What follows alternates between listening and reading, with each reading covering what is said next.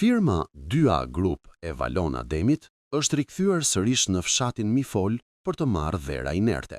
Edhe pas publikimit të rastit në JOQ Albania, rezultua se aktiviteti ishte kryer pa leje dhe u pezullua pas ndërhyrjes së institucioneve.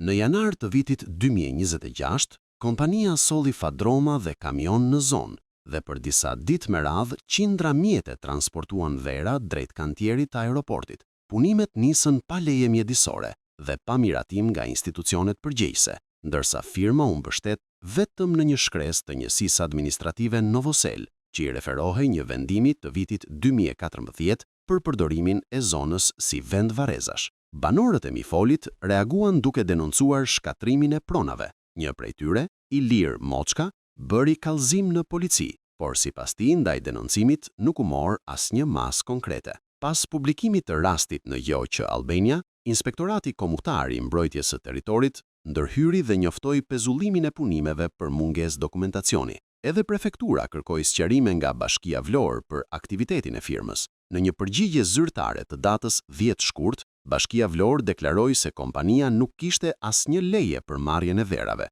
Megjithatë, pavarësisht këtij qëndrimi, 2A Group është rikthyer në zonë duke pretenduar se tashmë disponon një leje të re, të lëshuar më 23 janar 2026 nga njësia administrative Novosel, e cila i lejon kompanisë të marrë dhera deri në rrafshimin e Kodrës. Situata ka krijuar një përplasje të hapur institucionale. Nga njëra anë, njësia administrative Novosel ka dhënë leje për aktivitetin, ndërsa nga ana tjetër, Bashkia Vlorë deklaron zyrtarisht se nuk ka miratuar asnjë leje për këtë ndërhyrje, ndërkohë që banorët vijojnë të kundërshtojnë punimet.